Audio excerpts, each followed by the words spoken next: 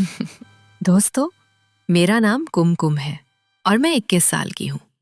आज मैं आपको अपनी जिंदगी की एक ऐसी कहानी सुनाने जा रही हूँ जो मेरे दिल के करीब है।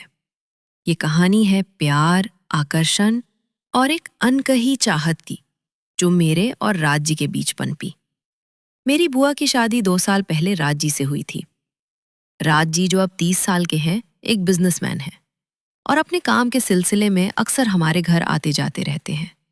उनका हंसमुख स्वभाव, आकर्षक व्यक्तित्व और वो गहरी मुस्कान मेरे दिल को छू जाती थी। हर बार जब वो आते, मेरे मन में एक अजीब सी हलचल होने लगती। मैं अक्सर बुआ से उनकी तारीफ सुनती थी। वो कहती थी कि राज जी का रोमांटिक अंदाज हर पल को खास बना देता है। उनकी बातें सुनकर मेरे मन में राज जी के लिए कुछ खास भावनाएं जागने लगी थी। हमारी बातें फोन पर शुरू हुईं। घंटों बातें होती, कभी हंसी मजाक, कभी शरारत भरी छेड़छाड़। उनकी आवाज में एक जादू था जो मुझे हर बार खींच लेता। एक दिन हिम्मत जुटाकर मैंने उनसे अपने दिल की बात कह दी। मैंने कहा, राज जी, आप मुझे बहुत अच्छे लगते हैं। शायद मैं आपको चाहने लगी हूं। उन्होंने हंसते हुए कहा, कुमकुम, समय आने पर जवाब दूंगा। उनका ये जवाब मेरे लिए एक रहस्य बन गया। हमारी बातें अब और गहरी होने लगी थी। कभी वो मेरे कपड़ों की तारीफ करते, कभी मजाक में कहते, कुमकुम, तुम्हें लहंगा चोली में देखना चाहता हूं। उनकी बातों में एक शरारत थी जो मुझे शर्म से लाल कर देती थी। एक दिन बुआ और राज जी हमारे घर आए। मुझे पहले ही पता था कि वो आने वाले हैं, इसलिए मैं पार्लर जाकर तैयार हो चुकी थी। अगले दिन राज जी को दिल्ली जाना था और मैंने जिद की कि मुझे भी साथ जाना है। मैंने कहा, मैं कभी दिल्ली नहीं गई, प्लीज मुझे ले चलिए। मेरे मन में कुछ और ही ख्वाब थे जो शायद वह समझ चुके थे। आखिरकार घर वालों ने इजाजत दे दी और राज जी ने मेरा रिजर्वेशन भी करवा लिया। उस दिन मेरा कॉलेज का प्रोग्राम था और रात 9 बजे हमारी ट्रेन थी। मैंने एक वाइट टॉप और लाइट ब्लू जीन्स पहनी थी, जिसमें मैं खूबसूरत और कॉन्फिडेंट महसूस कर रही थी। रात को स्टेशन पर भाई मुझे छोड़ने आए और वहां राज जी पहले से मौजूद थे।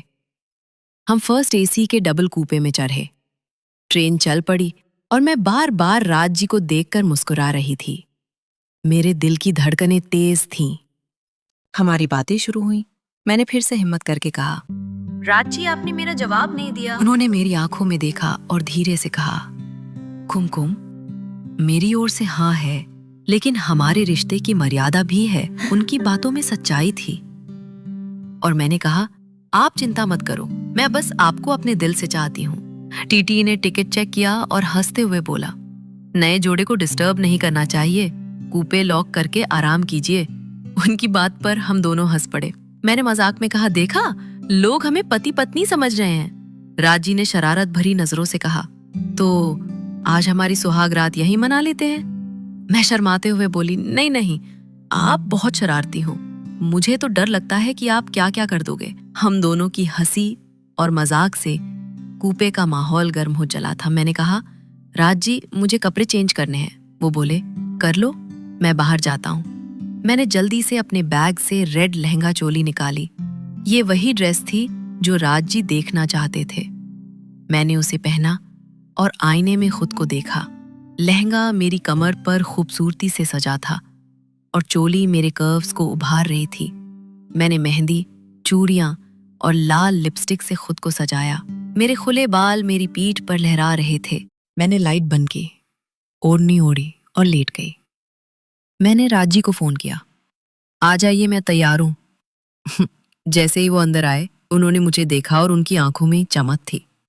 मैंने शर्माते हुए कहा, Raj ji, please light of कर दो, मुझे शर्म आ रही है। उन्होंने लाइट बंद की और 0 वॉट का बल्ब जलाया। हल्की रोशनी में वो मेरे पास आए और मेरे बगल में बैठ गए। मैंने कहा, ये लहंगा चोली सिर्फ आपके लिए पहनी है। उन्होंने मेरी ओढ़नी धीरे से हटाई और मेरी तारीफ करने लगे। मैं शर्म से अपने चेहरे को छुपाने की कोशिश कर रही थी। वो मेरे करीब आए और मेरे हाथों को धीरे से पकड़ लिया। उनकी नजरें मेरी आंखों में थीं और मेरे दिल की धड़कनें तेज हो रही थी। उन्होंने मेरे माथे पर एक हल्का सा चुंबन दिया और मैं जैसे सपनों में खो गई। उनकी हर छुअन में एक जादू था जो मुझे मदहोश कर रहा था। उस रात हमारी बातों और हल्की फुल्की छेड़छाड़ ने माहौल को और रोमांटिक बना दिया। मैंने उनकी बाहों में खुद को सुरक्षित महसूस किया। हमने एक दूसरे की आंखों में देखा और उस पल में समय जैसे ठहर गया। दोस्तों, ये कहानी मेरे दिल की गहराइयों से निकली है। ये प्यार, आकर्षण और एक अनकहे रिश्ते की कहानी है जो हम दोनों के बीच की मर्यादा को बनाए रखते हुए मेरे दिल को हमेशा के लिए छू गई। अगले भाग में मैं आपको बताऊंगी कि हमारी ये मुलाकात और कहाँ ले गई। आगे की कहानी जानने के लिए कृपया हमारे चैनल को सब्सक्राइब करें। हमारे चैनल पर इसका दूसरा एपिसोड उपलब्ध है।